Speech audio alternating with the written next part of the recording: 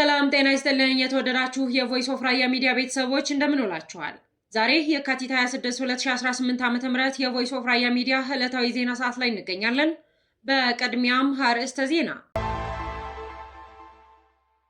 የራያ ህዝብ የማንነትና ራስን በራስ የማስተዳደር ጥያቄ እውን እስኪሆን ሰላማዊ ትግል እንደሚያደርግና የራያ ራዩማ ዲሞክራሲያዊ ፓርቲ ራዴፓ ተቀዳሚ ፕሬዝዳንት የሆኑት ዶክተር ጌታቸው ከበደ ለቮይስ ኦፍ ራያ ሚዲያ ተናግረዋል። ራያ ራዩማ ዲሞክራሲያዊ ፓርቲ ራዴፓ ማህበራዊ መሰረቱና የራያ ማንነት ራስን በራስ የማስተዳደር ጥያቄ እንዲመለስ የሚታገልባቸው አካባቢዎች በመሆናቸው ፓርቲው የካቲት 25 2018 ዓ.ም በፌዴራል ከፍተኛ ፍርድ ቤት ችሎት ላይ መሳተፋቸውንና የፓርቲያቸው አቋም አንስተው መከራከራቸውም ተናግረዋል። ዶክተር ጌታቸው ከበደ በዚህ ጉዳይ ከሚዲያችን ጋር ቆይታ አድርገዋል። ትከታተላላችሁ። የራያ ህዝብ ጥያቄ የማንነትና ራስን በራስ የማስተዳደር ጥያቄ ነው ሲል የራያ የማንነት ራስን በራስ የማስተዳደር ኮሚቴ ገልጿል። ከራያ አላማጣ፣ ከራያ ኮረም ኦፍላዛታ ጦርነትን ሸሽተው ተፈናቅለው በቆቦና በሰቆጣ ከተማ የሚገኙ ወገኖች ምንም አይነት የምግብ ድጋፍ ለአንድ ወር ባለማግኘታቸው ለረሃብ ተዳርገናል አሉ። የህወሓት ከፍተኛ ባለስልጣን የፌዴራል መንግስት ባለስልጣን ለጦርነት እየተዘጋጁ ነው ሲሉ አመልክተዋል። እነዚህንና ሌሎች ዜናዎች ይዘናል። አብራችሁን እንድትቆዩን በአክብሮት እንጋብዛለን። የራያ ህዝብ የማንነትና ራስን በራስ የማስተዳደር ጥያቄ እውን እስኪሆን ሰላማዊ ትግል እንደሚያደርግ የራያ ራዩማ ዲሞክራሲያዊ ፓርቲ ተቀዳሚ ፕሬዝዳንት የሆኑት ዶክተር ጌታቸው ከበደ ለቮይስ ኦፍ ራያ ሚዲያ ተናግረዋል። የኢትዮጵያ ምርጫ ቦርድ ላይ በቀን 19 2018 ዓ.ም የትግራይና በአማራ ክልል መካከል አጨቃጫቂ ቦታዎች የምርጫ ጣቢያዎች በተባሉበትና በሚቀጥለው ምርጫ በየትኛውም ክልል ሳይታቀፉ በቀጥታ ለፌዴራል ምክር ቤት እንዲመርጡ የፌዴሬሽን ምክር ቤት በወሰነው መሰረት የትግራይ ዲሞክራሲያዊ ፓርቲ ስምረት በኢትዮጵያ ምርጫ ቦርድ በሚያስፈጽመው ሂደት የተቃውሞ ክስ የጀመረ መሆኑ ይታወቃል። የራያ ራዩማ ዲሞክራሲ ፓርቲ ራዴፓ ማህበራዊ መሰረቱና የራያ ማንነት ራስን በራስ የማስተዳደር ጥያቄ እንዲመለስ የሚታገልባቸው አካባቢዎች በመሆናቸው ጣልቃ ገብቶ እንዲከራከር የሚጠይቅ ደብዳቤ ለፌዴራል ከፍተኛ ፍርድ ቤት የካቲት 24 2018 ዓ.ም የራያ ዲሞክራሲያዊ ፓርቲ ራዴፓ መጠየቁ መዘገባችን ይታወሳል። ይህንን ተከትሎም የካቲት 25 2018 ዓ.ም ራዴፓ ፓርቲ ችሎቱ ላይ አንዱ ተሳታፊ ነበር። አጠቃላይ በችሎቱ የነበሩ ተሳታፊዎች ክርክሮች ምን ይመስላሉ በማለት ቮይስ ኦፍ ራያ ሚዲያ የራዴፓ ፓርቲ ተቀዳሚ ፕሬዝዳንት የሆኑት ዶክተር ጌታቸው ከበደ ስለ ችሎቱ ተጠይቀው ተከታዩን ምላሽ ሰጥተዋል።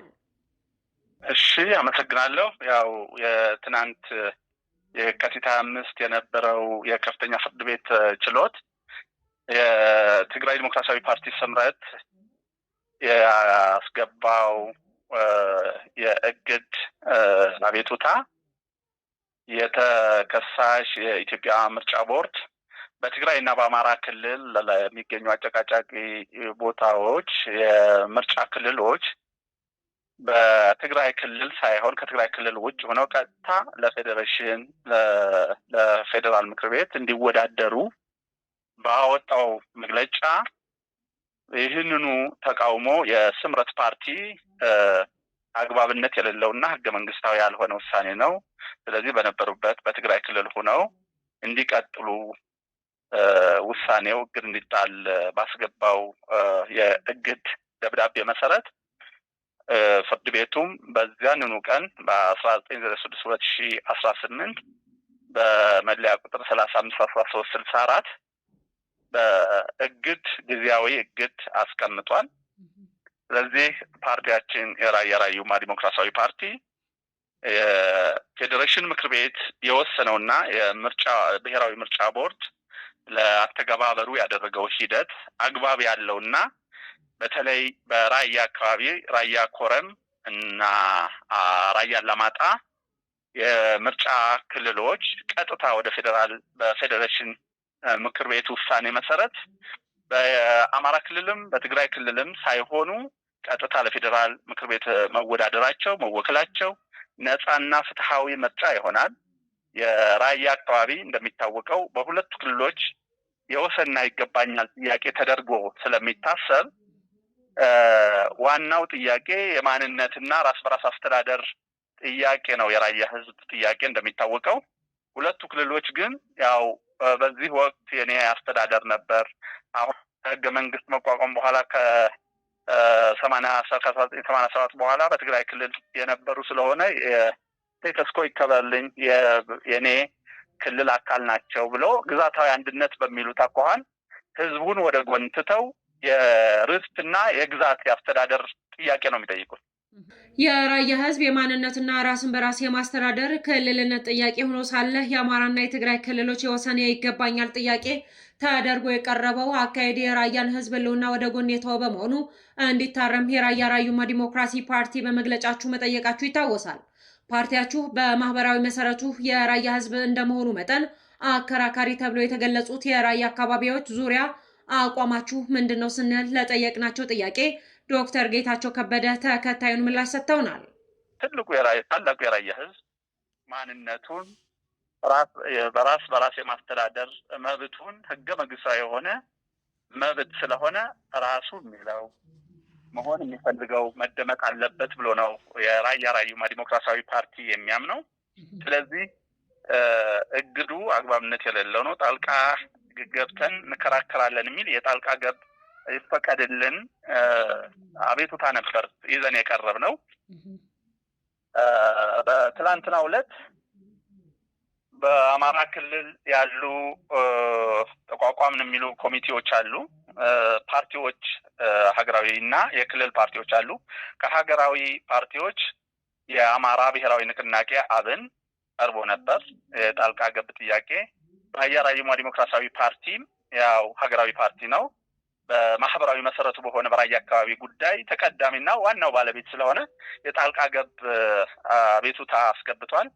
ሌላ ሶስተኛ ፓርቲ የአማራ ዲሞክራሲያዊ ኃይል ንቅናቄ አዲሃን የሚባል ጣልቃ ገባለሁ ብሎ ገብቷል። እንግዲህ አብንና አዲሃን አንድ አይነት ዓላማ ይዘው ነው የገቡት። እነዚህ አከራካሪ ቦታ የተባሉት የአማራ አስተዳደር ናቸው፣ የአማራ ርስት ናቸው ብለው ነው የሚከራከሩት። ስለዚህ ውሳኔው የፌዴሬሽን ምክር ቤት ውሳኔ ትክክል ነው፣ እግዱ መኖር የለበትም የሚል ሀሳብ ይዘው ነው እንግዲህ ሊሆን የሚችለው። የተሰማ ዝርዝር አቤቱታ ባይኖርም የጣልቃ ገብ አቤቱታ ብቻ ስለገባ ምንም የተለየ የተሰማ በፍርድ ቤት በችሎት የቀረበ ክርክር አልነበረም። በትናንት ዕለት ከኮሚቴዎች የጠለምት አማራ ማንነት ኮሚቴ፣ የወልቃይት ጠገዴ የአማራ ማንነት አስመላሽ ኮሚቴ፣ የራያ ወሎ አማራ ማንነት አስመላሽ ኮሚቴ የሚሉ 3 ኮሚቴዎች እና 3 ፓርቲዎች በጣልቃ ገብነት አጠቃላይ 6 አካላት ናቸው የጣልቃ ገብ ጥያቄ የራያ ራዩማንም ጨምሮ ያስገባ ነው። እንግዲህ ችሎቱ የተከሳሽ መልስ ለመቀበል ነበር ትናንት የነበረው የተሰየመው። ተከሳሽ የብሔራዊ ምርጫ ቦርድ መልስ በጽሁፍ መልስ አቅርቧል። ከሳሽ የስምረት ፓርቲም ቅጂውን ተቀብሏል። ጣልቃ ገቦችም 6 አካላት ተሰይመው ነበር። እንግዲህ ጥያቄያቸው ጣልቃ ገብነቱ ለመወሰን ችሎቱ መርምሮ ውሳኔ ለመስጠት ለቀጣይ ሮብ መጋቢት 2 ተለዋጭ ቀጠሮ ሰጥቶ ነው እንግዲህ ችሎቱ በእኛ ጉዳይ የዘጋው። የራያ የማንነትና ራስን በራስ የማስተዳደር ጥያቄ የ5 ወረዳዎች ብቻ እንደሆነ የፌዴሬሽን ምክር ቤት ያቀረበው ውሳኔ ተከትሎ ለዚህ ውሳኔ ደግሞ ራዴፓ ፓርቲ በመግለጫው 5 ወረዳዎች ብቻ ሳይሆኑ የመላው ራያ 17 ወረዳዎች ጥያቄ መሆኑ እንዲታረም በደብዳቤ ጠይቃችኋል። ይህንን አቋማችሁ ለማስፈጸም ፓርቲው ምን እየሰራ ይገኛል ስንል ለቮይስ ኦፍ ራያ ሚዲያ ለዶክተር ጌታቸው ከበደ ጠይቀናል። ራዴፓ እንግዲህ እንደሚታወቀው ያው ማህበራዊ መሰረቱ ራያ ነው። ሀገራዊ ፓርቲም ቢሆን 4000 የሚሆን የምስረታ ድጋፍ ያሰባሰበው ከራያ አካባቢ ነው። ከዚያ ውጭ ያለው 6000 ድምፅ ከኦሮሚያ፣ ከአማራ ክልል፣ ከአፋርና ከአዲስ አበባ 1500 እያንዳንዱ 10000 ድጋፍ አሰባስቦ ነው እንግዲህ ፓርቲ እውቅና ያገኘው ማለት ነው። ስለዚህ ማንነት አለ ራያ ላይ በየትኛውም ዘመን አሁን በ10 ዓመት በ30 ዓመት የተነሳ ሳይሆን በመቶዎች ዓመታት የቆየ የማንነትና ራስን በራስ የማስተዳደር ጥያቄ አለ። ለመሳፍንቱም ለፊውዳሉ ስርዓትም የታገለው እንደሚታወቀው ፋናወጊ የብሔር ጭቆናንም የታገለ ብንል የራያ ህዝብ ነው። ራያ በ1934-35 ነው እንግዲህ የወያኔ አመት ተብሎ የሚታወቀው። ግን የራያ የማንነትና የነጻነት ተጋድሎ ብለን ነው እኛ ያው የራያ ህዝብ የሚያውቀው ድፍን ራያ። ከዚያ በኋላ ነው እንግዲህ የባሌ የገበሬዎች አመጽ እየተባለ በ1960 ጎጃም የገበሬዎች አመጽ በ1963 የመጣውና ይህ ፋናወጊ የሆነ የማንነት እና የነጻነት የእኩልነት ታጋይ ህዝብ የህገ መንግስቱ ትሩፋት የሆነውን ማንነት ራስ በራስ አስተዳደር ሳይቋደስ ቀርቷል በኢህአዴግ ዘመን። አሁንም እንግዲህ በክርክር ላይ ነው ያለነው። ህዝቡን ፔቲሽን አሰባስበን የህዝቡን 5% ፔቲሽን በኮሚቴው አማካይነት የራያ ማንነትና ራስ በራስ አስተዳደር ኮሚቴ ተቋቁሞ ነው ወደ ፓርቲ ያደግነው። ስለዚህ በዛኔ 27,000 ፔቲሽን አሰባስበን ለቀጥታ ለትግራይ ክልል በቅጅ ደግሞ ለፌዴሬሽን እና ለጠቅላይ ሚኒስቴር አስገብተናል። ነገር ግን ያ የሰሜኑ የጦርነት ጊዜ ምንም ነገር ምላሽ ሳናገኝ ከቆየን በኋላ ከ2-3 ዓመት በኋላ እንደገና ድጋሚ አውጥታ ለፌዴሬሽን ምክር ቤት ምላሽ አላገኘንም ብለን አስገብተናል። እስካሁን ህዝበ ውሳኔውም አልተደረገም እንደሚታወቀው። በዚህ አጋጣሚ ግን የራያ ወሎ አማራ ማንነት አስመላሽ ኮሚቴ የሚባል ኮሚቴ ህጋዊ ሰውነት የሌለው ከኛ የመጀመሪያው ኮሚቴያችን ስናቋቁም የራያ ማንነትና ራስ በራስ አስተዳደር ኮሚቴ የሚል ነበር። ያኔ እንኳ ፔቲሽን እንዳይሰበሰብ እንቅፋት ሲሆኑ የነበሩት አሁን መሪ ነን ብለው በሊቀመንበርነት እየመሩት ያሉ ግለሰብ እንጀራዬን እፈልጋለሁ፣ ወደ እኔ አትምጡ፣ አታስፈርሙ፣ እዚህ አትቀመጡ እያሉ ያኔ እንቅስቃሴው ላይ የነበሩ ታጋዮችን እንኳን እንዳይቀርቡ ይሸሹ የነበሩ፣ ነገር ግን ከጦርነቱ በኋላ በጃራና በተለያዩ የመጠለያ ካምፖች የነበሩ የውስጥ ተፈናቃዮች አይዲፒስ እርዳታ እንድታገኙ እዚህ ፈርሙ እያሉ አታለው ያስፈረሙት ነው እንግዲህ ኮሚቴ አቋቋምን ብለው የሚያወሩት። የመጀመሪያው ጥያቄም ፔቲሽንም የተሰጠው የመጀመሪያው እና አብይ ኮሚቴ ብለን የምናውቀው የራያ ማንነት ራያ ነው ብሎ የሚያስብ ኮሚቴ ያስገባው ነው። ስለዚህ እሱን እኛ ተቀባይነት የለውም ብለን ነው የምናስበው። በአጠቃላይ እንግዲህ የራዴፓ ዋና ዓላማ ያለምንም ተጽዕኖ የራያ ህዝብ ማንነቱ ራሱ እንዲወስን በህዝበ ውሳኔ ከየትኛውም ተጽዕኖ ነፃ እንዲሆን ነው ፍላጎታችን። ሌሎቹ እንግዲህ የራሳቸው ማንነት ይዘው የራሳቸው ሁሉም ነገር ራስ በራስ እያስተዳደሩ ይሄ ተጨማሪ የርስት ማስፋፋት ፍላጎት ነው። የራያ ህዝብ ግን ባለቤት ነው። እኛ እዚያው ነን፣ የራሳችን ጉዳይ ነው፣ ከኛ በላይ ለራያ ጉዳይ የሚቀድምም የሚቀርብም የለም ብለን ህዝባችን በነፃነት ያለምንም ጫና በዚያም በዚህም በተልእኮ የሚሆን ነገር አይኖርም። ፌዴሬሽን ምክር ቤትም ምርጫ ቦርድም የፌዴራል መንግስትም ይሄን ትኩረት ህዝቡ የራስ በራስ አስተዳደር እና የማንነቱ ጉዳይ በህገ መንግስቱ እውን እንዲሆንለት ነው እየተከራከርን ያለ ነው። የራያ ህዝብ ጥያቄ የማንነትና ራስን በራስ አስተዳደር ጥያቄ ነው ሲል የራያ የማንነትና ራስን በራስ የማስተዳደር ኮሚቴ ገልጿል። የራያ ህዝብ የብሔር ጭቆና ትግል መነሻ በመሆን ቀድሞ ለማንነቱ የታገለ የህዝብ ሆኖ ሳለ አሁን ግን የህገ መንግስቱ ትሩፋት ተጠቃሚ አልሆነም ሲል ገልጿል። የራያ ህዝብ ጥያቄ የ20ና የ30 ዓመታት ጥያቄ አይደለም ያለው ኮሚቴው ከመጀመሪያው የወያኔ ትግል ጀምሮ ለእኩልነት ለነጻነት ይደረግ የነበረው በወቅቱ የራያ ገበሬዎች አመጽ ተብሎ የሚጠራ የነበረው የእኩልነትና የመሳፍንቱን ጭቆና የሚቃወም ፋና ወጊ ትግል ነው ብሏል ኮሚቴው። አያይዞም ራዮች ከአድዋ ቀጥሎ የጋራ ታሪክ አለን የምንለው የወያኔ የትግል ታሪክ ነው ያለ ሲሆን ይህ ትግል ከኤላ እስከ ኤቦ አንድ ራያ ራዩማ ተብሎ ይታወቃል በማለት ጠቅሷል። የራያ ትግል በ1934 የተካሄደ ሲሆን ቀጥሎ የባሌ ገበሬዎች አመጽ በ1960 ከዚያም የጎጃም ገበሬዎች አመጽ በ1963 እያለ አሁን ላይ ላለው የብሔር ጭቆና ትግል መነሻ በመሆኑ የቀድሞ ለማንነቱ የታገለው የራያ ህዝብ አሁን ግን የህገ መንግስቱ ትሩፋት ተጠቃሚ ያልሆነም ያለው ኮሚቴው ሁለቱም 17ቱ የራያ ወረዳዎች የህዝቡ ውሳኔ ተቃዋሚ መሆን አለባቸው ሲል የራያ ማንነትና ራስን በራስ የማስተዳደር ኮሚቴ ትናንት የካቲት 25 2018 ዓ.ም ባወጣው መግለጫ አሳውቋል። የራያ ህዝብ የማንነት ራስን በራስ የማስተዳደር ክልልነት ጥያቄ ሆኖ ሳለ የአማራ የትግራይ ክልሎች የወሰን ይገባኛል ጥያቄ ተደርጎ የቀረበው አካሄዱን የራያን ህዝብ ህልውና ወደ ጎን የተወ በመሆኑ እንዲታረም በማለት የራያ ዲሞክራሲያዊ ፓርቲ ራዴፓ መጠየቁና የራያ የማንነት ራስን በራስ የማስተዳደር ጥያቄ የአምስቱ ወረዳዎች ብቻ ሳይሆን የመላው ራያ 17 ወረዳዎች ጥያቄ መሆኑን ይታወቅልኝ በማለት ትናንት ባወጣው መግለጫ መዘገባችን ይታወሳል።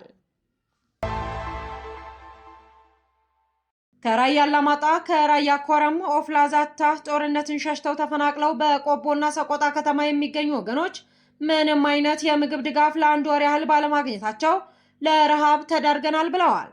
ከራያ አላማጣ፣ ራያ ኮረምና ኦፍላ እንዲሁም ከ6 ወረዳ የተፈናቀልነው ቁጥራችን 100 ሺህ ይደርሳል የሚሉት እነዚህ ወገኖች በመንግስት ደረጃ መረጃ ከመሰብሰብ ያለፈ ድጋፍ የለም ብለዋል። የሰሜን ወሎ አደጋ ስጋትና ስራ አመራር ተጠሪ ጽሕፈት ቤት በበኩሉ ገና መረጃ እየሰበሰበ መሆኑን ገልጿል። ከዚህ በፊት ዶቼ ቬሌ ተፈናቃዮችን በተመለከተ በሰራው ዘገባ የሰሜን ወሎ ዞን አደጋ ስጋትና ስራ አመራር ኮሚሽን ተጠሪ ጽሕፈት ቤት ከ2 ቀን በኋላ የምግብ ድጋፍ ይደርሳቸዋል ብለው ነበር። ይሁን እንጂ ከ1 ወር በኋላም የተፈናቃዮችን መረጃ መዝግቦ አለማጠናቀቁን ተናግረዋል። የህወሓት ከፍተኛ ባለስልጣን ፌዴራል መንግስት ባለስልጣናት ለጦርነት እየተዘጋጁ ነው ሲሉ አመለከቱ።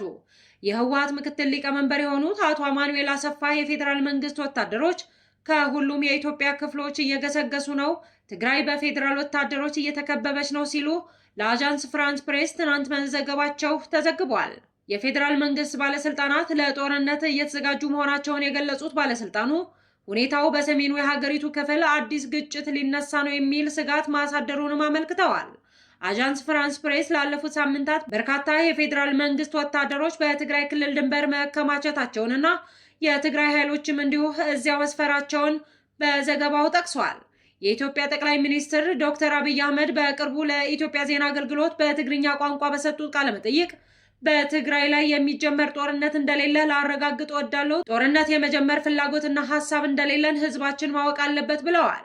ይሁንና በሰፊው ወታደራዊ ዝግጅት ላይ ይገኛል ያሉት ህወሓት ከቃላት አልፎ ወታደራዊ ትንኮሳ ከገባ ግን እንደ ቀድሞ መስሎሽ ጎርፍ ይወስድሻል ብቻ ነው ማለት የሚቻለው ሲሉ አስጠንቅቀዋል።